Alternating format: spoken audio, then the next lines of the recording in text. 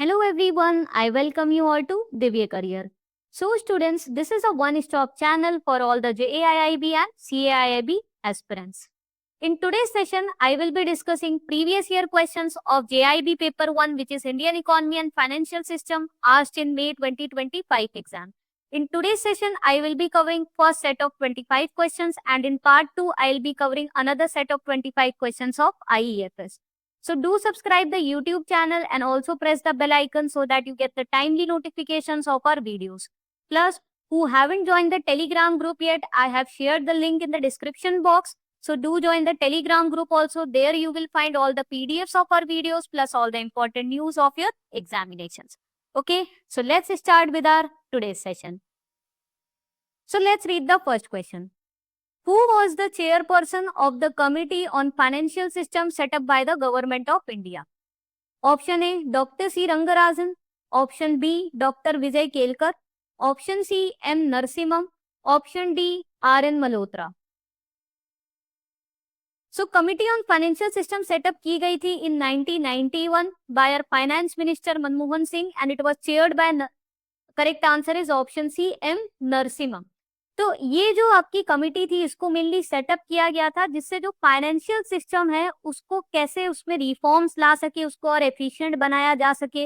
Okay, उसके लिए ये सेटअप करी गई थी और इन्होंने काफी सारे इंपॉर्टेंट रिकमेंडेशंस दिए थे जो मेनली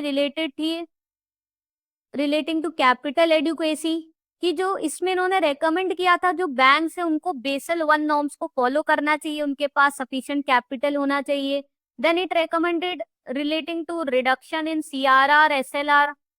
ओके, तो उस समय क्या था, cash reserve ratio, statutory liquidity ratio काफी हाई था बैंक का।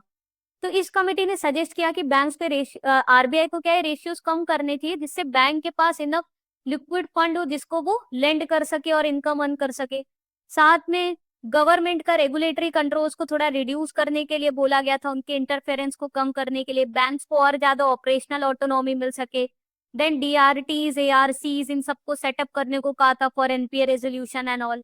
साथ में आपकी एक 1998 में भी एक कमिटी सेटअप करी गई थी which was the Committee on Banking Sector Reforms. It was the Committee on Banking Sector Reforms. तो इसमें मेन एम किस पे था, इस पे जो ना कमिटी थी उस पे मेन एम 3 एरियाज पे था आपका। एक था NPAs पे, एक था again on the capital adequacy और तीसरा था ऑन डाइवर्सिफिकेशन ऑफ ऑपरेशंस कि जो बैंक्स है वो अपना ऑपरेशंस को कैसे डाइवर्सिफाई कर सके जिससे उनका जो रिस्क एक्सपोजर है वो लिमिट हो सके। ओके, इसका मैंने देखिए ये सब एक्सप्लेनेशन यहाँ पे भी दे दिया है जिसमें इस कमिटी ऑन फाइनेंशियल सिस्टम के बारे में लिखा है और इन सब चीजों पे फोकस किया गया था। तो जो आपको PDF है जो हमारे टेलीग्राम ग्रुप में मिल जाएगी उसमें आप ये PDF डाउनलोड करके इसमें से आप पढ़ सकते हो। ओके ओके, चलिए नेक्स्ट क्वेश्चन पे आते हैं। Which among the following is the characteristics of V-shaped recovery in economy? Option A, the most severe scenario where the economy declines and never returns to its pre-crisis growth level leading to a prolonged damage. Option B, it describes a sharp economic decline followed by a rapid and sustained return to a pre-crisis growth level. Option C, here the economy has a brief recovery after a downturn only to fall into another recession before finally recovering. Option D, it is a type of economic recovery with a recessionary decline followed by a prolonged period of stagnation, then a gradual rise back to its previous peak. तो अब देखिए ये जो question आया था that was based on V shaped recovery. इस साल जो एग्जाम होगा उसमें L shaped recovery, U shaped recovery किसी पे भी आ सकता है, तो आपको सबका पता होना चाहिए करेक्टरिस्टिक। V शेप्ड में देखिए किस तरीके से बना है V शेप्ड आपका। यहाँ पर इकोनॉमी क्या होती है, ऐसे पहले डिक्लाइन हुई और फिर उसमें आपका तुरंत ग्रोथ भी देखने को मिला, डिक्लाइन हुई और फिर इसमें शार्प राइज भी देखने को मिला। जो प्री क्राइसिस लेवल था वो ही इसने अटेन कर लिया, तो इसीलिए V शेप्ड रिकवरी कौन सा हो गया आपका, ऑप्शन बी हो गया, which is a sharp economic decline followed by a rapid and sustained return to pre crisis growth level. Option A में आप देखोगे क्या लिखा है, economy declines and never returns to pre crisis, मतलब एक बार डिक्लाइन हुआ और फिर ऊपर नहीं पहुंची, इसके बाद वो यहीं पर ही कंटिन्यू रही, तो ये कौन सा हो गया, ये आपका एल शेप्ड रिकवरी हो गया। एल कैसा शेप बना है, डिक्लाइन हुआ और फिर वो रिटर्न कभी हुआ ही नहीं, जो प्री क्राइसिस स्टेज था इसी पे ही वो डैमेज होता चला गया। सी में क्या लिखा है, economy has a brief recovery after downturn only to fall into another recession before finally recovering. मतलब पहला एक डाउनटर्न हुआ, उसके बाद रिकवरी हुई, फिर वापस से डाउनटर्न हो गया, वापस रिसेशन में चली गई और फिर स्टार्ट हुई रिकवरी होना। ये आपका क्या हो गया, this is a double shaped recovery which is also known as double dip recession. इसको हम लोग डबल डिप रिसेशन भी कहेंगे। डबल डिप रिसेशन हमें डब्ल्यू शेप्ड रिकवरी में देखने को मिलता है। ये क्वेश्चन इस बार आ सकता है आपका। ओके, जहां पर आप देख रहे हो ब्रीफ रिकवरी हुई आफ्टर अ डाउनटर्न और वापस रिसेशन में चला गया, ये डब्ल्यू शेप हो गई। फोर्थ वाले में क्या कह रहा है, ऑप्शन डी में economic recovery with a recessionary decline followed by prolonged period of stagnation then a gradual rise. तो यहाँ पे आपका क्या हुआ, रिसेशन हुआ, फिर उसके बाद स्टैग्नेशन रहा और फिर वापस ऊपर होना चालू हुआ, राइज होना। ये आपकी यू शेप्ड रिकवरी हो गई। तो अभी आपको वी शेप और यू शेप का देखिए काफी थोड़ा मिलता जुलता लगेगा, दोनों में फॉल हुआ और राइज हुआ। Okay, single rise. But you में क्या है, ये प्रोलॉन्ग्ड पीरियड ऑफ स्टैग्नेशन भी है, यहाँ पर काफी लंबा समय ऐसे चलता रहा, स्टेबलाइज रहा, डिक्लाइन होने के बाद फिर ग्रो होना चालू हुआ। यहाँ पर आप देखोगे रैपिड राइज हुआ, डिक्लाइन होने के बाद there is a rapid rise. तो this is the difference between all these types of recovery mechanisms. ये आपको क्लियर होना चाहिए। ओके, उसका एक्सप्लेनेशन भी आपको इस पीडीएफ में यहाँ पे मिल जाएगा, ये सेम चीज। चलिए नेक्स्ट क्वेश्चन पे आते हैं। Which among the following are the pillars of make in India initiative? First, new processes, second, new infrastructure, third, new products, fourth, new mindset. उसी पे बेस्ड ये ऑप्शंस दिए हैं, तो इनमें से कौन कौन से स्टेटमेंट्स टू हैं?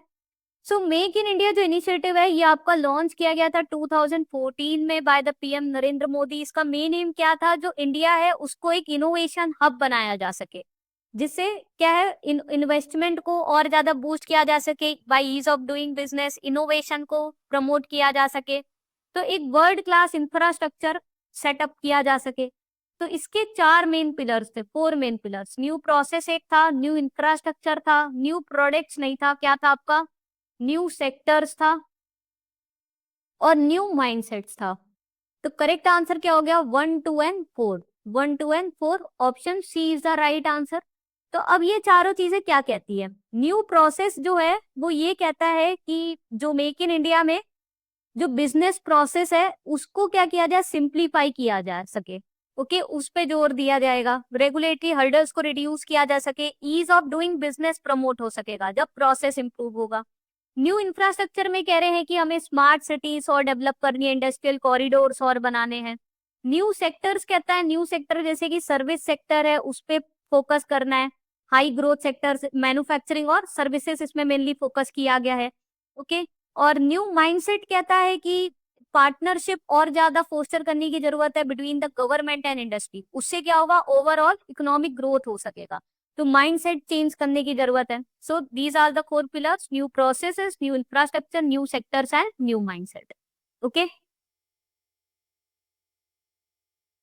Next question, which among the following is the prudential limit for the cooperative banks to borrow under call, notice and term money? Option A, 100% of capital funds on a daily average basis in a reporting fortnight. Option B, 2% of aggregate deposits as at the end of previous financial year. Option C, 10% of aggregate deposits at the end of previous financial year. Option D, 225% of net owned funds as at the end of previous financial year on a daily average basis in the reporting fortnight. So ये आपके different periods होते हैं, जैसे call money market, notice, term money market, इसमें different time periods है related to borrowing और lending you can done in these markets. एक आपका अलग से क्वेश्चन नोटिस मनी मार्केट पे भी आया था कि नोटिस मार्केट में आप कितने टाइम पीरियड के लिए बोरो और लेंड कर सकते हो, तो वो भी हम लोग देखेंगे आगे। फिलहाल ये क्वेश्चन है कि कितना बोरोइंग लिमिट है for the cooperative banks in these markets. Correct answer होगा आपका ऑप्शन बी। सो जो कोऑपरेटिव बैंक्स का प्रीवियस फाइनेंशियल ईयर के एंड में टोटल डिपॉजिट्स था उसका up to 2% these banks could borrow in these markets. तो ये इसकी टेबल है पूरी, जो बहुत ही इंपॉर्टेंट है, ये आपको अच्छे से याद करनी है क्योंकि कोऑपरेटिव बैंक्स पे इस बार आया है। नेक्स्ट टाइम आपका payment banks, RRB, primary dealer, small finance bank, other schedule commercial bank, किसी पे भी आ सकता है। तो आपको ये परसेंटेजेस याद होने चाहिए। जैसे schedule commercial bank including small finance bank का कॉल नोटिस मनी मार्केट में जो उनकी बोरिंग लिमिट है that is 100% of capital funds in a reporting fortnight, जो 14 डेज के बाद रिपोर्टिंग करनी होती है, और any other day it is 125%। Term money market में अगर वो बोरो कर रहे हैं where lending and borrowing is more than 14 days and up to 1 year, वहां पे जो इंटरनल बोर्ड अप्रूव्ड लिमिट है उतना कर सकते हैं। पेमेंट बैंक्स आरआरबीज के लिए अलग है, देखिए 100 to 125%। कोऑपरेटिव बैंक्स का ये आया था which is 2% of their total deposits in previous year. Primary dealers जो गवर्नमेंट सिक्योरिटीज में डील करते हैं बाई सेल में, उनका 225% ऑफ एनओएफ है, नेट ओन फंड्स। तो ये टेबल आपको पूरी अच्छे से याद होनी चाहिए क्योंकि ये बार बार क्वेश्चन रिपीट होते हैं। Okay, next question, which among the following is the main M of startup India? Option A, to provide special loans to women, SC and ST category. Option B, to strengthen domestic production and expand exports. Option C, to improve accessibility of credit and hand-holding services to MSME. Option D, to create a robust environment for fostering innovation, promoting long-term economic growth. So, Startup India का main M क्या था? जो startups है उनको promote करना जिससे और new innovation आ सके, large scale employment opportunity generate हो सके और लॉन्ग टर्म इकोनॉमी ग्रो हो सके। So option D is the right answer. Providing special loans to women, SC ST, ये किसके अंडर में था? आपका स्टैंड अप इंडिया में था, जहां पे कंसेशनल लोन्स दिए जाते थे varying from ₹10 lakh up to ₹1 crore. ठीक है, 10 लाख से 1 करोड़ तक के स्पेशल लोन्स दिए जाते हैं टू वुमेन एंटरप्रेन्योर्स और दोस्त belonging to SC ST under stand up India. Then to strengthen domestic products, expand the exports, इसके लिए काफी स्कीम्स थी। वैसे तो मेनली इसमें production linked initiative PLI scheme के बारे में बात करी गई है कि जिससे इंडिया क्या है, आत्मनिर्भर इंडिया बन सके, सेल्फ रिलायंट कंट्री बन सके, वो विजन गवर्नमेंट का फुलफिल हो सके। सो प्रोडक्शन लिंक्ड इंसेंटिव्स उनको मिल सके, डोमेस्टिक प्रोडक्शन इंप्रूव हो सके, एक्सपोर्ट्स बढ़ सके। Improving the accessibility of credit and providing hand hold services to MSME, इसमें मेनली बात की जा रही है उद्यमी मित्रा पोर्टल की, जिसमें कि वो लोग अपने आप को रजिस्टर कर सके सिडबी के थ्रू, उनको और अच्छे से सपोर्ट मिल सके MSMEs को। Okay, next question, which among the following have been identified as weaknesses resulting in India's economic failure by economist Jagdish Bhagwati? तो जगदीश भगवती एक बड़े इंडियन इकोनॉमिस्ट है और उन्होंने इसमें से क्या क्या चीजें जो उन्होंने आइडेंटिफाई करी कि ये कारण है इकोनॉमिक फेलियर का? फर्स्ट है increase international trade, second strong bureaucratic controls over production, investment and trade, third inward looking trade and foreign investment policies, fourth inefficient public sector enterprise functioning. So देखिए, increase international trade तो हो नहीं सकता क्योंकि ये तो एक अच्छी बात है, अगर इंक्रीज होगा इंटरनेशनल ट्रेड तो फॉरेन एक्सचेंज बढ़ेगा, हमारे पास रिजर्व्स बढ़ेंगे। ओके, तो ये तो नहीं हो सकता। इकोनॉमिक फेलियर का एक ये रीजन इन्होंने आइडेंटिफाई किया था कि जो गवर्नमेंट है वो काफी हैविली रेगुलेट कर रही है बिजनेसेस को, उनका काफी ज्यादा कंट्रोल है कि कितना प्रोड्यूस होना चाहिए, कितना इन्वेस्टमेंट होना चाहिए। ओके, तो उससे क्या है कि इनोवेशन को ये फर्दर डिस्करेज करती थी। ओके, तो ये एक इन्होंने आइडेंटिफाई करी। दूसरा, inward looking trade and foreign investment policies, जहां पे क्या है कि सिर्फ डोमेस्टिक इंडस्ट्रीज को कैसे प्रोटेक्ट किया जा सके, उससे रिलेटेड प्रोटेक्शनिस्ट पॉलिसीज गवर्नमेंट बना रही थी और एक्सपोर्ट को, इससे एक्सपोर्ट इंपोर्ट को क्या है लिमिट कर रही थी, एक तरीके से इंपोर्ट को ये लिमिट करना चाह रही थी, जिससे टैरिफ है, कोटा है, ये सब रिस्ट्रिक्शंस लगा के जिससे रेगुलेट करती थी कि मैक्सिमम कितना क्वांटिटी ही इंपोर्ट हो सकता है, जिससे डोमेस्टिक इंडस्ट्रीज को प्रोटेक्ट कर सके। तो ये भी एक वीकनेस है क्योंकि अगर आप कहीं से इंपोर्ट नहीं करोगे तो आपसे भी दूसरी कंट्री एक्सपोर्ट नहीं लेगी, तो वो क्या है कि इंटरनेशनल ट्रेड बढ़ेगा ही नहीं।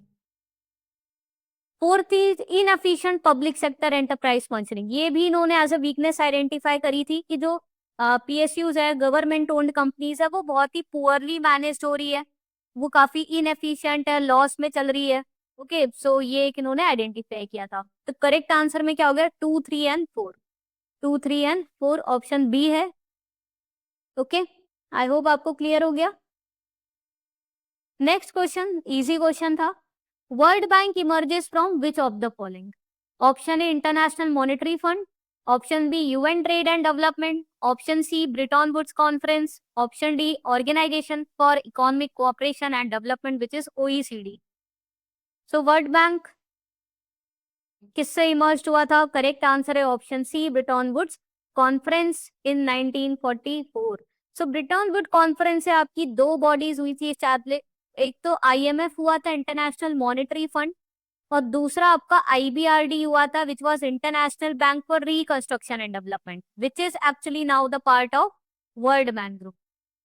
सो पोस्ट वर्ल्ड वॉर इनको इस्टेब्लिश किया गया था जिससे जो अफेक्टेड कंट्रीज है उनको हेल्प की जा सके, वो वापस से रिकंस्ट्रक्ट हो सके, उनके इकोनॉमिक डेवलपमेंट को सपोर्ट मिल सके। और आईएमएफ को मेनली इसलिए स्टैब्लिश किया था जिससे कि मॉनेटरी कोऑपरेशन हो सके, बैलेंस ऑफ पेमेंट जो डेफिसिट्स है ओके उन कंट्रीज का, उनको एक फाइनेंशियल असिस्टेंस मिल सके। ओके, सो आईएमएफ और IBRD which is a part of World Bank group, ये दोनों इमर्ज हुए थे through Bretton Woods conference which was set up in 1944। Okay, next is about foreign institutional investor, FII पे question आया है। So which among the following is correct with respect to FIIs? First, foreign institutional investors are the institutions based outside India that offer investment proposal in India. Second, it is for long term basis. Third, it is also called hot money and takes the form of hedge funds. Fourth, it is generally volatile in nature. So इनमें से कौन से options correct है? सो देखिए, एक तो पहले आपको क्लैरिटी होनी चाहिए एफडीआई और एफआई में क्या क्या डिफरेंस है। जो एफडीआई है वो मेनली जब इन्वेस्ट करती है उनका मेन इंटरेस्ट क्या होता है, लॉन्ग टर्म इंटरेस्ट में होता है, to have a controlling over the management of the company, उसके लिए होती है। तो ये पूरी इकोनॉमी को इससे काफी ज्यादा एडवांटेजेस होता है इससे। एफआईआई जो होता है ये एक तरीके से आप मान लीजिए कंपनी के फिजिकल असेट्स में इन्वेस्ट करती है और ये मेनली फाइनेंशियल असेट्स में इन्वेस्ट करती है। मतलब ये जो कंपनी का स्टॉक्स है, शेयर्स है, बॉन्ड्स है, सिक्योरिटीज है, इनमें इन्वेस्ट करती है फॉरेन इंस्टीट्यूशनल इन्वेस्टर। तो इनका जो इन्वेस्टमेंट होता है ये शॉर्ट टर्म बेसिस होता है, एफडीआई का हमेशा लॉन्ग टर्म बेसिस होता है। एफआईआई वाले क्या सोचते हैं भाई, जैसे हम लोग शेयर मार्केट में इन्वेस्ट करते हैं, जब रिटर्न आया तो निकाल लिया पैसा, ओके या उनको लग रहा है आगे सिचुएशन खराब है, उनका रिड्यूस हो सकता है वर्थ, तो उसको वापस से वो पुल बैक कर लेते हैं। तो इसीलिए इसको हॉट मनी कहते हैं क्योंकि ये काफी ज्यादा वोलेटिलिटी होता है। ओके, इसमें लॉन्गर कंट्रोल, लॉन्गर टर्म के लिए उनका स्टेक नहीं रहता है। ओके, तो इससे एक मार्केट लिक्विडिटी तो बढ़ती है क्योंकि बाई सेल हो रहा है काफी ज्यादा, बट इससे क्या है, ये डायरेक्टली इंफ्रास्ट्रक्चर डेवलपमेंट या जॉब क्रिएशन को प्रमोट नहीं करता एफआईआई। ओके, सो एक तो ये ऑफकोर्स बाहर के इन्वेस्टर्स होते हैं, they are registered with SEBI, okay and they make the investments in our securities in India, ये सही है। It is for a long term basis नहीं, ये हमेशा ही शॉर्ट टर्म बेसिस के लिए होता है। इसको हॉट मनी भी कहते हैं क्योंकि भाई जितना जल्दी आता है उतना जल्दी ये निकल भी जाता है। ओके, हेज फंड्स के फॉर्म में भी आता है, वोलेटाइल भी होता है। तो 1, 3 और 4 हो गया। तो ये इसकी मेन करेक्टरिस्टिक्स हो गई। आई होप आपको क्लैरिटी हो गई। ऑप्शन सी इसका राइट आंसर है। और मेनली आप देखोगे जो स्टेक होता है, अगर वो बाय सेल भी कर रहे हैं शेयर्स को, तो it is mainly less than 10%। FDI जो स्टेक लेती है फिर कंपनी में, उनको मैनेजमेंट वगैरह सब कंट्रोलिंग, तो ओवर मोर देन 10% रहता है। ओके, नेक्स्ट आया था आपका merger based question. Which of the following banks merged with Bank of Baroda? Option A Oriental Bank of Commerce, option B Vijaya Bank, option C Allahabad Bank, option D Syndicate Bank. So BOB में कौन कौन सी banks मर्ज हुई आपकी? Vijaya bank और देना bank.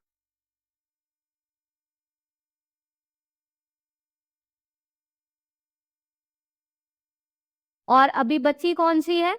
ये विजया देना, इनमें मर्ज होकर अब जो बची है वो आपकी बीओबी बची है। तो करेक्ट आंसर ऑप्शन बी हो गया। ओके, सो 2019-20 में काफी सारे मर्जर्स हुए थे, ये सारे आपको याद होने चाहिए। तो बीओबी में विजया देना बैंक मर्ज होकर बीओबी रह गई। पीएनबी बैंक किस में चली गई?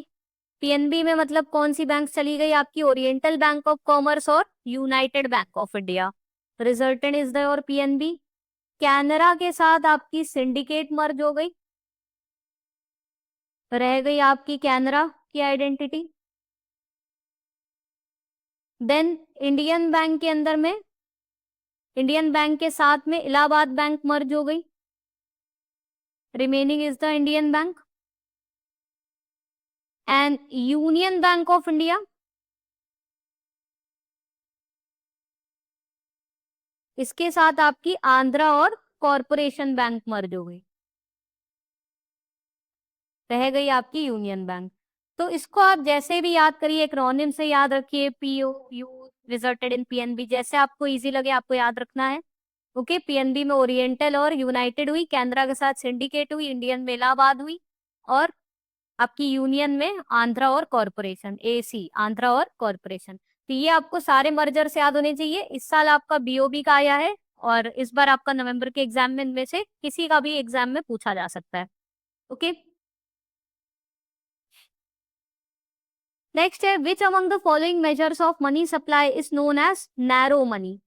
नैरो मनी किसको कहते हैं? Option A M0, option B M1, option C M3, option D M4।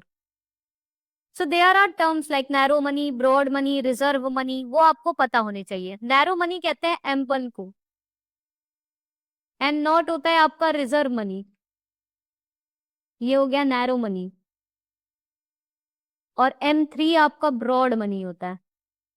सो देखिए, आपका रिजर्व मनी M0 में क्या आता है? जो करेंसी सर्कुलेशन में है और जो बैंकर्स के खुद के डिपॉजिट्स हैं with RBI and other deposits with RBI, तो ये रिजर्व मनी है। इसमें जो पब्लिक का पैसा है बैंक में वो नहीं आता। रिजर्व मनी में it only includes the bank deposits and other deposits with RBI and the currency in circulation. अब जो नैरो मनी है which is represented by M1, इसमें जो पब्लिक के पास करेंसी है वो तो आता ही है, साथ में जो डिमांड डिपॉजिट्स मतलब जो हम लोग ने अपने सेविंग अकाउंट, करेंट अकाउंट खुलवा रखे हैं बैंकिंग सिस्टम में, वो भी आता है, plus the other deposits with RBI, मतलब M0 की चीजें और demand deposits of the bank आ जाता है। M2 में it includes all the things of M1 plus post office saving banks में जो सेविंग ऑफ डिपॉजिट्स है वो आ जाते हैं। M3 which represents the broad money. Okay, इसमें आपका M1 की सारी चीजें आ गई, प्लस बैंक में जो टाइम डिपॉजिट्स है FD/RD वो भी आ जाता है। M4 में M3 वाली सारी चीजें आ गई और पोस्ट ऑफिस सेविंग बैंक की सारे डिपॉजिट्स आ गए, but it excludes the national saving certificate. तो जो नैरो मनी है ये काफी ज्यादा आपका लिक्विड मनी को रिप्रेजेंट करता है। ओके, तो इसको हम लोग नैरो मनी कहते हैं। साथ में एक और टर्म होता है जिसपे क्वेश्चन आपका इस साल आ सकता है, which is the money multiplier. Money multiplier का फॉर्मूला क्या होता है? M3/M0। Okay, it is a ratio of broad money to reserve money. तो ये बताता है कि कितना मनी सप्लाई इंक्रीज हो सकता है फ्रॉम आर बेस मनी, क्योंकि अब क्या है, आरबीआई काफी सारे रिजर्व्स रखने को कहती है बैंक को। अगर वो रिजर्व्स कम हो जाए तो ऑफकोर्स मनी सप्लाई बढ़ जाएगा, लिक्विडिटी बढ़ जाएगी, क्योंकि तो वो चीजें रिप्रेजेंट करता है money multiplier. Okay, relationship that is there between the reserve money and the broader money supply. Next question आया था आपका ISLM कर्व बेसिस पे। So fiscal expansion results in IS curve to move to dash. Option A left, option B right, option C no change, option D none of the above. तो उसका correct answer होगा option B right. तो इसका concept आपको clear होना जरूरी है कि IS कर्व क्या है, LM कर्व क्या है। IS कर्व रिप्रेजेंट करता है आपका इन्वेस्टमेंट सेविंग्स कर्व, ठीक है, ये इसको रिप्रेजेंट कर रहा है। तो फिस्कल एक्सपेंशन से क्या होता है? फिस्कल एक्सपेंशन से मतलब एक तो जो गवर्नमेंट अपना एक्सपेंडिचर है पब्लिक के ऊपर वो बढ़ा रही है, और दूसरा जो टैक्सेस है उसको क्या कर रही है, उसको कम कर रही है। इससे क्या होगा, जो अवेलेबिलिटी ऑफ मनी है, ओके, वो पीपल के पास, लोगों के पास बढ़ जाएगी। जो डिस्पोजेबल इनकम है इससे क्या होता है, बढ़ जाती है। अब जब डिस्पोजेबल इनकम बढ़ गई तो उससे क्या होगा, उससे कंज्यूमर डिमांड बढ़ेगी, भाई हमारे पास इनकम ज्यादा है तो अब हम ज्यादा चीजों की डिमांड कर रहे हैं, बट जितना हम तेजी से प्रोडक्ट की डिमांड कर रहे हैं उतना तेजी से सप्लाई तो हो नहीं रहा है। ठीक है, इससे क्या होगा, इससे इकोनॉमी मूव करती है from low interest rate economy to high interest rate.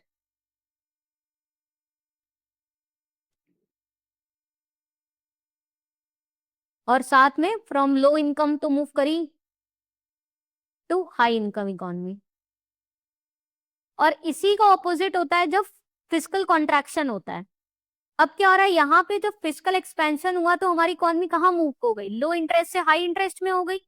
क्यों हो गई, क्योंकि भाई डिमांड बहुत तेजी से बढ़ रही है, लोगों के पास डिस्पोजेबल इनकम है, बट प्रोडक्शन तो उतनी तेजी से होगा नहीं गुड्स का। तो जब गुड्स का उतनी तेजी से होगा नहीं, ओके, तो फिर अभी क्या हो रहा है, इंटरेस्ट रेट फिर आगे और बढ़ रहा है, ज्यादा हो रहा है लोगों के पास। तो इसलिए इन्फ्लेशन बढ़ेगा, दाम बढ़ने लगेगा चीजों का, क्योंकि सप्लाई कम है मार्केट में। ओके, तो अब जब हाई इंटरेस्ट रेट हो रहा है मतलब अब इन्फ्लेशन का पोजीशन आने लगेगा। तो गवर्नमेंट क्या करेगी, अब इन्फ्लेशन को कम करने के लिए फिस्कल कॉन्ट्रैक्शन होएगा, यहाँ पर गवर्नमेंट अब टैक्स रेट को बढ़ा देगी, जिससे कि लोगों के पास डिस्पोजेबल इनकम कम हो जाए, वो कम डिमांड करे मार्केट में, तो एक इन्फ्लेशन को मैनेज करने में हेल्पफुल होता है। तो जब फिस्कल कॉन्ट्रैक्शन होता है तो आईएस कर्व आपका लेफ्ट की तरफ मूव करता है। तो ये एक्चुअली कैसे रिप्रेजेंट करते हैं हम लोग, ये डायग्राम होता है आपका, इधर वाई एक्सिस पे इंटरेस्ट रेट और यहाँ पे आपका income, which could also be represented as an output you can say or the income। तो आपका जो इसमें एलएम कर्व है वो तो स्टैटिक है, इससे मतलब नहीं है। एलएम आपका लिक्विडिटी मनी सप्लाई वाला कर्व है, ये मूव करता है depending on whether there is a monetary expansion और कॉन्ट्रैक्शन। एलएम कर्व आपका मूव करेगा जब आरबीआई मॉनेटरी एक्सपेंशन या कॉन्ट्रैक्शन जब होगा, उसके हिसाब से ये मूव करता है। अभी ये स्टेबल है क्योंकि अभी हम लोग गवर्नमेंट के बात कर रहे हैं, फिस्कल एक्सपेंशन और कॉन्ट्रैक्शन। तो फिस्कल एक्सपेंशन और कॉन्ट्रैक्शन जो आईएस कर्व होता है इन्वेस्टमेंट सेविंग का, वो इट इज स्लोप डाउनवर्ड्स। तो ये जो आईएस कर्व होगा ये अब मूव कर जाएगा आपका राइट में जब फिस्कल एक्सपेंशन होता है, क्योंकि हमने देखा फिस्कल एक्सपेंशन से लोगों के पास मतलब जब टैक्स कम हुआ, एक्सपेंसेस गवर्नमेंट ज्यादा करने लग गई पब्लिक के पास, तो लोगों के पास भी इनकम बढ़ गई, तो इन्वेस्टमेंट और डिमांड और बढ़ रही है चीजों की, इन्वेस्टमेंट और बढ़ रहा है, तो आईएस कर्व आपका राइट की तरफ मूव हो रहा है। कॉन्ट्रैक्शन में ये इसका उल्टा जाएगा, लेफ्ट की तरफ यहाँ पर आ जाएगा जब कॉन्ट्रैक्शन होगा। और जो एलएम कर्व है वो लेफ्ट और राइट मूव करता है depending upon whether there is a monetary expansion और मॉनेटरी कॉन्ट्रैक्शन। तो आपको ये सारा कॉन्सेप्ट क्लियर होना चाहिए of IS curve and LM curve. तो इसका एक्सप्लेनेशन भी यहाँ लिख दिया, you can go through it. Next है, who gave the welfare definition of economics. Option A Lionel Robbins, option B Alfred Marshall, option C Adam Smith, option D J M Keynes. तो इसका correct answer है option B Alfred Marshall. Alfred Marshall ने क्या कहा है, जो economics है वो क्या है, एक स्टडी ऑफ ए मैन है। ये एक साइड पे बात करती है स्टडी ऑफ ह्यूमन बींग्स की, या स्टडी ऑफ मैन लिख लीजिए सिंपल, और दूसरी तरफ बात करती है it is a study of wealth. Wealth क्या होता है, wealth is actually a source of welfare. लोगों के पास पैसा है तो उनका वेलफेयर बढ़ेगा, तो इसीलिए इसकी डेफिनेशन को वेलफेयर डेफिनेशन कहते हैं, क्योंकि ये कहता है वेल्थ क्या है, वेल्थ ऐसी चीज है जो ह्यूमन बींग्स को सेटिस्फैक्शन देगी। Okay, so wealth is the means to welfare, wealth होगा तो हमारा वेलफेयर बढ़ेगा। So that is why Alfred Marshall definition is known as welfare definition. Lionel Robbins की जो डेफिनेशन है उसको हम लोग कहते हैं स्केर्सिटी डेफिनेशन, जहां पे इन्होंने बोला economics is the study of means and end, कि ह्यूमन बींग्स की क्या है, एंड्स तो अनलिमिटेड है but the means to achieve those ends are limited.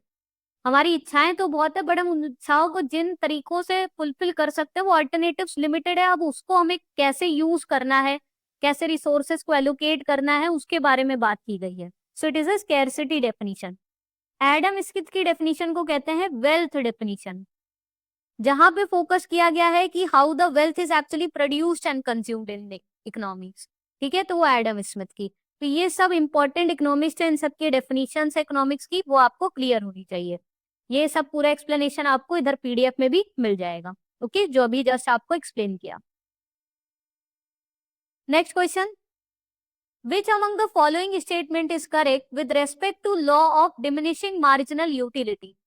Option A, it states that as a person consumes more units of a particular good or service, the additional satisfaction they gain from each extra unit decreases, assuming all the other factors remain constant. Option B, this law helps explain consumer behavior such as why people might not buy unlimited quantities of the same product. Option C, both the above. Option D, none of the above. तो law of diminishing marginal utility क्या कहता है कि जब human beings कोई भी additional extra goods या service को कंज्यूम करता है तो उससे मिलने वाला सेटिस्फेक्शन लेवल क्या है, कम होता जाता है। जैसे अगर अभी हम थर्स्टी है, हम 1 ग्लास पानी का पी लेंगे तो ठीक है, हमें बढ़िया सेटिस्फेक्शन मिलेगा। अब हम 2 ग्लास, 3 ग्लास, 4 ग्लास पीते रहेंगे तो हर 1 ग्लास पानी से मिलने वाला एडिशनल सेटिस्फेक्शन लेवल कम होता जाएगा। तो ये सही है कि जैसे जैसे पर्सन और ज्यादा यूनिट्स किसी एक पर्टिकुलर गुड सर्विस के कंज्यूम करता है तो उससे मिलने वाला एडिशनल सेटिस्फेक्शन लेवल डिक्रीज होता जाता है। बट साथ में ये भी ध्यान रखना है, assuming all the other factor remain constant. इसमें अदर फैक्टर्स क्या है वो पता होने चाहिए। जो क्वालिटी ऑफ गुड्स है वो सेम है। अब क्योंकि अगर मान लीजिए अभी आप एक सब स्टैंडर्ड क्वालिटी का कोई गुड्स यूज कर रहे हो, दूसरी गुड्स आपको अगर बहुत अच्छी क्वालिटी की मिल गई तब तो आपका और सेटिस्फेक्शन लेवल इंप्रूव होगा।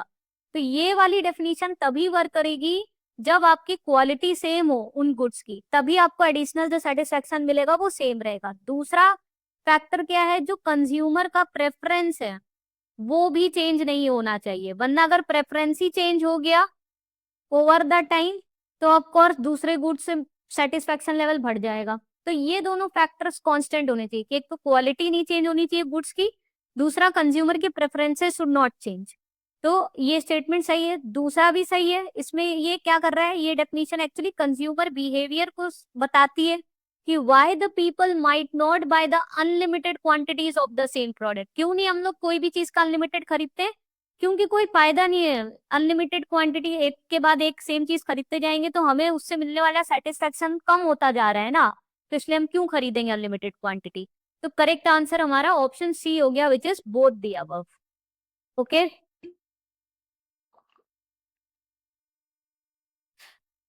सो आई होप आपको ये क्वेश्चन एकदम अच्छे से क्लियर हो गया, ये कॉन्सेप्ट क्लियर हो गया होगा। चलिए आगे बढ़ते हैं नेक्स्ट क्वेश्चन पे। Which statement is correct about open market operations? First है, अंडर ओएमओस आरबीआई बाइज और sell government bonds in primary market. बहुत ध्यान से पढ़िएगा सारी स्टेटमेंट्स को। सेकेंड है, OMOs are the direct monetary policy measures used by RBI to influence the money supply and credit conditions in economy. Third, bonds are purchased to inject the money into the market. Fourth, certain operations are subject to repurchase. तो इनमें से कौन कौन से statement correct है? देखिए, open market operation में क्या होता है, जो आरबीआई है वो गवर्नमेंट के जो बॉन्ड्स है, सिक्योरिटीज है, उनको परचेज और सेल करती है depending upon the liquidity requirement. Okay, तो अगर मान लीजिए गवर्नमेंट बॉन्ड को आरबीआई क्या कर रही है, मार्केट में सेल कर दे रही है गवर्नमेंट बॉन्ड्स को, तो अगर गवर्नमेंट बॉन्ड को सेल कर रही है तो एक तरीके से लिक्विडिटी को क्या कर रही है, एब्जॉर्ब कर रही है। मनी सप्लाई जब कम करना होगा तो ही तो किसी चीज को बेचेगी, तो वो पैसा सक कर लेगी लिक्विडिटी को। और परचेज कब करेगी बॉन्ड्स को, जब उसको चाहिए होगी कि मनी सप्लाई को इंक्रीज कर सके, मार्केट में लिक्विडिटी को बढ़ा सके। ओके, तो सेल कब करेगी, जब लिक्विडिटी को एब्जॉर्ब करना है या फिर गवर्नमेंट के मान लीजिए मिसमैचेस है, लिक्विडिटी उनको रिक्वायरमेंट है, उनको पैसों की रिक्वायरमेंट है, उनको बोरोइंग की रिक्वायरमेंट है, तो सेल करेगी गवर्नमेंट बॉन्ड को। बट ये कहाँ करा जाता है, सेकेंडरी मार्केट में किया जाता है, not in the primary market. So इसलिए फर्स्ट स्टेटमेंट गलत हो गया। अब ये डायरेक्ट मॉनेटरी पॉलिसी मेजर नहीं है, इनडायरेक्ट है। यहाँ पे डायरेक्टली आरबीआई कोई रेट नहीं प्रिस्क्राइब कर रही है कि इस रेट से बैंक को लेंड करना है, या फिर कोई लिमिट नहीं लगा रही है कि इतना लोन देना है कि उसकी वजह से ये पूरा मनी सप्लाई को इन्फ्लुएंस कर रही है। ये इनडायरेक्ट मेजर्स है, by buying and selling the bonds, ये पे इनडायरेक्ट मेजर है to affect the money supply and credit condition. तो ये भी आपका फॉल्स हो गया। Bonds are purchase to inject money, ये सही है। बॉन्ड्स की उसमें परचेज करते हैं, जब बॉन्ड्स परचेज कराया जाएगा गवर्नमेंट के बिहाफ पे तो ऑफकोर्स उसके बदले पैसे दिए जाएंगे, पैसे मिलेंगे तो सिस्टम में पैसे आ रहे हैं तो लिक्विडिटी बढ़ रही है, मनी सप्लाई इंक्रीज हो रही है, ये सही है। Certain operations are subject to repurchase. अब इसमें क्या होता है, ओपन मार्केट ऑपरेशन में रीपर्चेस अग्रीमेंट्स के फॉर्म में भी हो सकता है और ये आउटराइट परचेस भी होता है, दोनों तरीके के होते हैं। रीपर्चेस इस कंडीशन के, रीपर्चेस फैसिलिटी में ये कंडीशन होती है कि अभी तो हम बॉन्ड सेल कर रहे हैं but after a certain period इसको हम बाई बैक कर लेंगे, वापस से बाई कर देंगे। तो कुछ ऑपरेशंस रीपर्चेस के फॉर्म में भी होते हैं, ये भी करेक्ट है। तो करेक्ट आंसर आपका 3 और 4 हो गया। आई होप एकदम अच्छे से आपको सारे स्टेटमेंट्स क्लियर हुए होंगे। वही सेम चीज यहाँ लिखी है। ओके तो वही है, RBI deploys two kind of OMOs. Outright purchase permanent होता है, इट इन्वॉल्व्स आउटराइट सेलिंग और buying the government security. But repurchase agreement में it is a short term and subject to repurchase. और बाई सेल क्यों करती है वो भी आपको एकदम समझ में आ गया। Okay next question is based on reverse repo rate. So which of the following statement is correct with respect to reverse repo rate? First है, it is generally lower than repo rate. Second, it is the rate at which RBI lends short-term money to the banks. Third, an increase in the reverse repo rate means that RBI will borrow money from the banks at higher rate of interest. So एक term होता है repo rate और एक होता है reverse repo rate. Repo rate में क्या होता है, बैंक्स को लोन देती है आरबीआई, और रिवर्स रेपो में क्या करती है, बैंक से लोन लेती है आरबीआई, या फिर ऐसा मान लीजिए बैंक्स अपना जो मनी है वो पार करती है आरबीआई के पास में। तो पर जब आरबीआई पैसा लेगी तो वो लोअर रेट ऑफ इंटरेस्ट पे ही लेगी इन कंपैरिजन टू जितने रेट ऑफ इंटरेस्ट में वो लोन देगी। So it is lower than repo rate, ये ट्रू है। It is a rate at which RBI lend नहीं करती, इसको बोरो करती है एक तरीके से शॉर्ट टर्म पीरियड के लिए, तो ये गलत हो गया। Increase in a reverse repo means the RBI will borrow the money at a higher rate of interest. तो अगर ज्यादा रेट है तो मतलब ज्यादा रेट ऑफ इंटरेस्ट बैंक को मिल रहा है, उनके लिए ज्यादा बेनिफिशियल चीज है, तो ये भी करेक्ट है। 1 और 3 इसमें स्टेटमेंट्स करेक्ट हो गए, option C is the right answer. Next है, what is the floor and ceiling limit of cash reserve ratio. CRR के लिमिट्स रिलेटेड क्वेश्चन आया हुआ है। Option A 3% and 20%, option B 4 and 22.5%, option C no limits, option D 3.5% and 18%। So इसका right answer होगा no limits. पहले क्या था, पहले फ्लोर लिमिट सीलिंग लिमिट थी, वो आरबीआई प्रिस्क्राइब करती थी कि भाई कैश रिजर्व रेशियो उस रेंज के बीच में रहता था। कैश रिजर्व रेशियो क्या होता है, it is a percentage of NDTL, net demand and time liabilities of the bank which they have to keep aside as a form of cash with RBI के पास ही reserve maintain करके रखने रहते हैं। Okay जिससे कि आगे चलकर लिक्विडिटी डेफिसिट की केस ना आए और सही समय पर इसको यूज किया जा सके। और वहीं दूसरा टर्म होता है आपका एसएलआर, स्टैट्यूटरी लिक्विडिटी रेशियो, जहां पर रिजर्व्स मेंटेन करने होते हैं बैंक को in the form of cash, gold and unencumbered approved government securities. Unencumbered मतलब जिसपे और किसी का स्टेक नहीं है, तो approved government securities, in form में एसएलआर मेंटेन करना होता है। तो कोई फ्लोर या सीलिंग लिमिट नहीं है, आरबीआई को जैसा सही लगता है वो सीआरआर प्रिस्क्राइब कर देती है। Option C no limits is the right answer. So see there was a 2006 amendment bill which provides the flexibility to RBI in fixing the CRR and it has removed the cap. पहले range था between 3% to 20%, अब ये remove कर दिया गया है। Now RBI is free to fix the CRR at any level. Okay. Next was based on GDP deflator. So which formula correctly represents GDP deflator?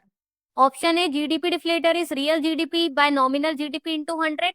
Option B, nominal GDP by real GDP into 100. Option C, nominal plus real GDP into 100. Option D, nominal minus real GDP into 100. So क्या correct formula है GDP deflator का? Correct answer is option B, nominal GDP represents your GDP at the current prices and real GDP represents your GDP at the constant prices, जो base price है। So ये actually properly show करता है कि कितना change हुआ in the prices of goods and services compare to base year.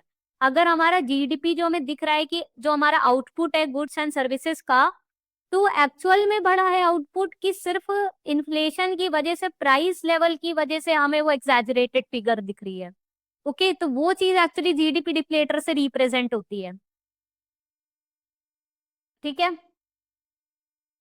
Next है which statement is incorrect regarding RBI's inflation targeting framework. Option A, inflation target is set once in every 5 years. Option B, target is set up by RBI in consultation with Government of India. Option C, RBI formally adopted the flexible inflation targeting with 4% target. Option D, inflation tolerance band set is 2 to 6%.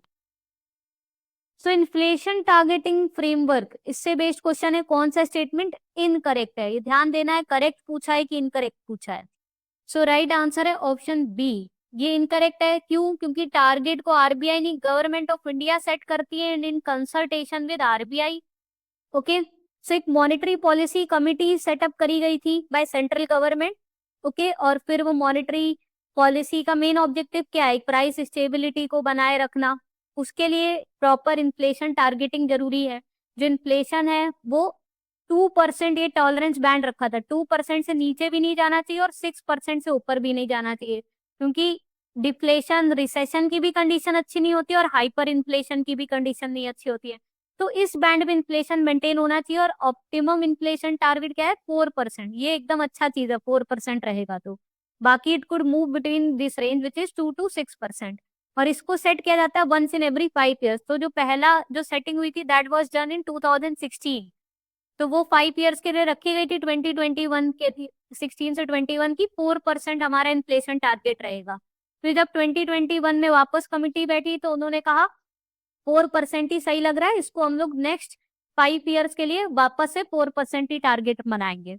Okay, तो अब 6 में वापस जब committee बैठेगी तो देखेगी कुछ नया इन्फ्लेशन टारगेट सेट करना है कि उसी को कंटिन्यू करना है। So it is set once in every 5 years। Okay, so ये भी स्टेटमेंट करेक्ट था आपका। नेक्स्ट है cash reserve ratio for scheduled bank is governed by dash while statutory liquidity ratio for the banks is mandated by dash। सो कौन से section में CRR की बात करी गई है और कौन से में एसएलआर की? Option A, section 42(1) of banking regulation act and section 24 of RBI act. Option B, section 24 of RBI act and section 42 of BR act. Option C, section 18 of RBI act and section 42 of BR act. Option D, section 42 of RBI act and section 24 of BR act. So इसका correct answer है option D.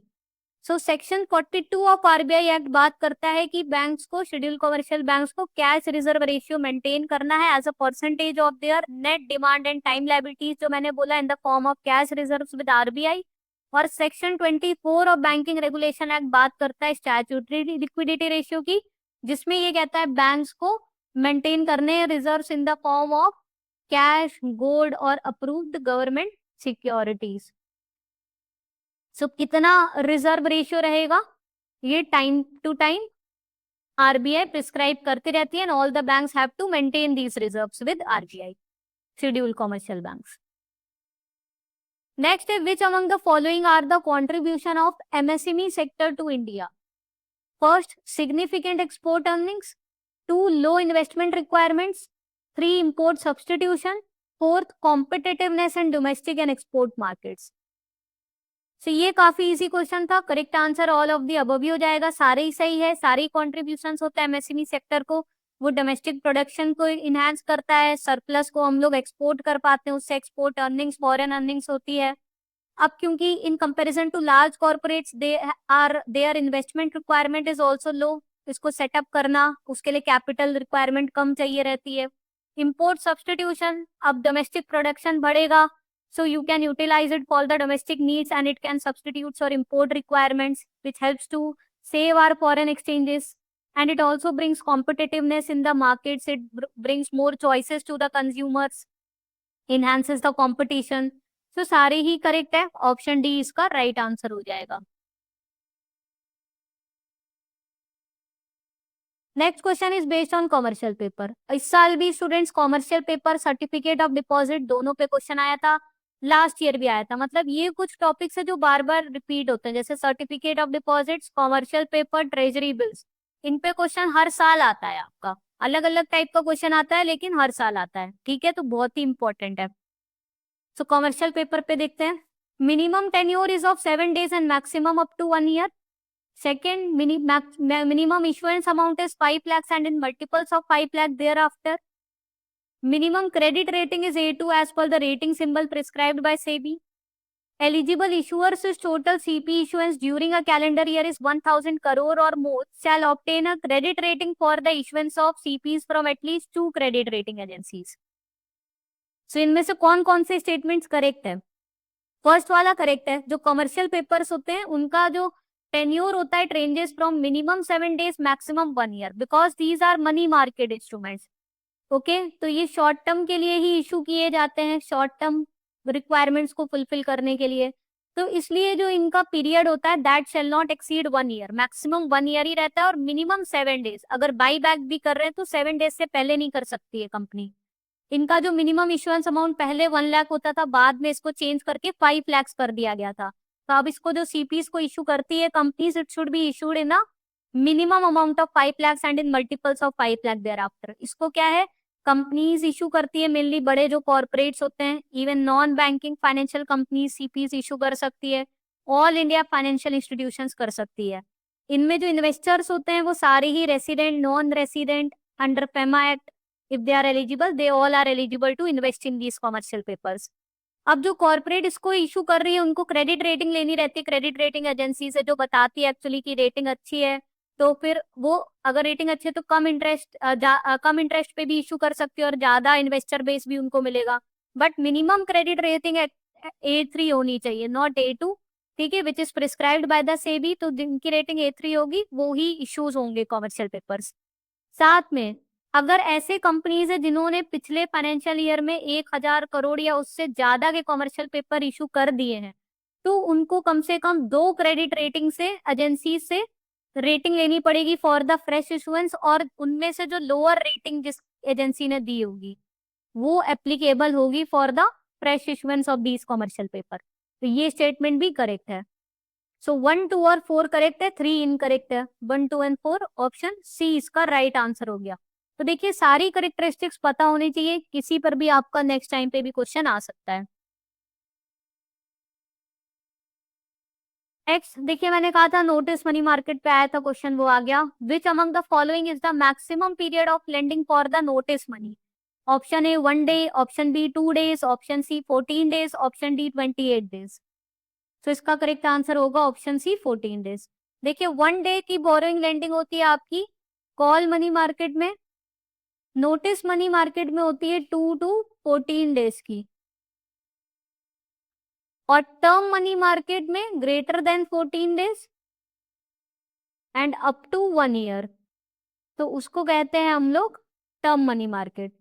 Money market इसीलिए maximum मैंने just अभी बताया 1 year से ज्यादा की नहीं हो सकती. तो जो टर्म मनी मार्केट है उसमें greater than 14 days up to 1 year की. तो डिफरेंट मार्केट्स है जहाँ पे depending upon their borrowing requirement you can borrow or lend the money in these money markets.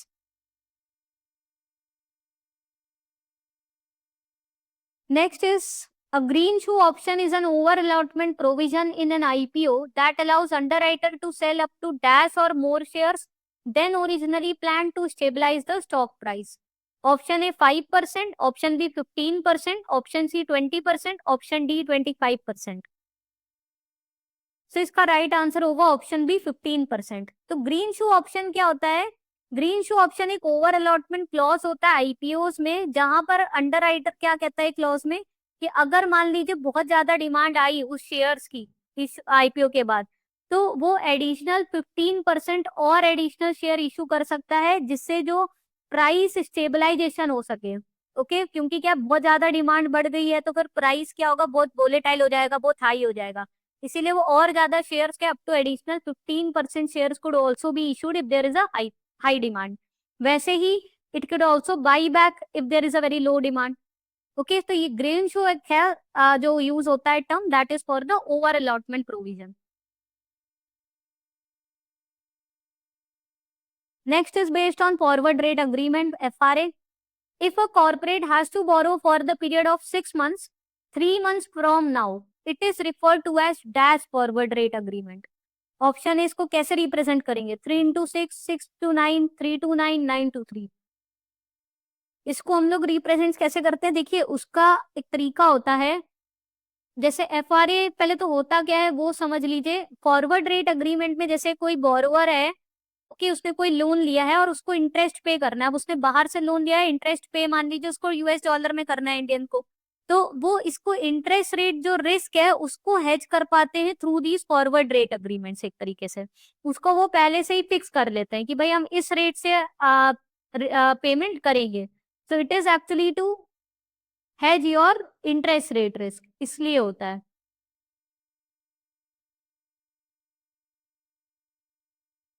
Same भी हो सकता है अमाउंट, ऐसा नहीं है बाहर का ही हो, बस ये है कि जो फ्यूचर डेट पे लोन्स पे जो हमें इंटरेस्ट रेट देना है तो उसको एक तरीके से आपने फिक्स कर लिया on the notional principal amount. तो इसको रिप्रेजेंट कहते हैं, मतलब जो हमारी अभी बोरोइंग रिक्वायरमेंट है वो हमें आज से 3 महीने बाद चाहिए, तो हमें 3 महीने बाद मान लीजिए इंटरेस्ट पे करना है और उसको फिक्स करना है। तो ये जैसे अगर हम लोग 3/9 लिख रहे हैं, तो ये जो फर्स्ट वाली फिगर है रिप्रेजेंट करती है फ्रॉम टुडे, ये क्या है स्टार्टिंग डेट है, और 9 रिप्रेजेंट करती है फ्रॉम टुडे एंडिंग डेट। तो जो इन दोनों के बीच का डिफरेंस होता है that actually represents the tenure of the contract. तो अगर इसको बोरो कब करना है तो टोटल 6 मंथ्स के लिए करना है, जो कि क्या है टेन्योर है। इन दोनों का जो डिफरेंस होगा वो टेन्योर है, इनमें से इन दोनों का जो डिफरेंस है दैट शुड बी 6 मंथ्स। और कब से बोरो करना है, starting from 3 months from now. तो जो पहली फिगर है दैट इज दिस वन, आज से 3 महीने बाद चालू करना है बोरो करना, ठीक है। और कब तक करना है, 6 महीने के लिए बोरो करना है, तो इसको ऐसे लिख सकते हो आप 3 + 6, 6 महीने के लिए बोरो करना है, मतलब आज से 9 महीने बाद इसका एंडिंग डेट आएगा, इसलिए इसको रिप्रेजेंट करेंगे ऑप्शन सी 3 × 9। इसको आप कैसे और भी समझ लीजिए, कुछ भी एग्जाम में आ सकता है। मान लीजिए इसको बोरो करना है for the period of 4 months के लिए बोरो करना है मान लीजिए, और आज से 2 महीने बाद स्टार्ट करना है बोरो करना, तो कैसे रिप्रेजेंट करेंगे, 2 × 6 कर लेंगे। ये स्टार्टिंग डेट है, आज से स्टार्ट करना, आज से 2 महीने बाद हमारी रिक्वायरमेंट है, टोटल 4 महीने की है, तो एंडिंग डेट आज से 6 महीने के बाद की एंडिंग डेट है। इन दोनों का जो डिफरेंस होता है that represents the tenure of the borrowing. तो टेन्योर क्या था, 6 months, which is 9 - 3 which is the 6 months. आज से 3 महीने बाद स्टार्टिंग पीरियड है 3, और फिर 3 + 6 9 होता है जो कि एंडिंग पीरियड है, क्योंकि 6 महीने के लिए बोरोइंग कर रहा है, तो आज से 9th मंथ तक बोरो करेगा। ओके, नेक्स्ट है SONIA is an alternate reference rate is used in the substitution of LIBOR is suggested by which country. Option A USA, option B UK, option C India, option D Japan.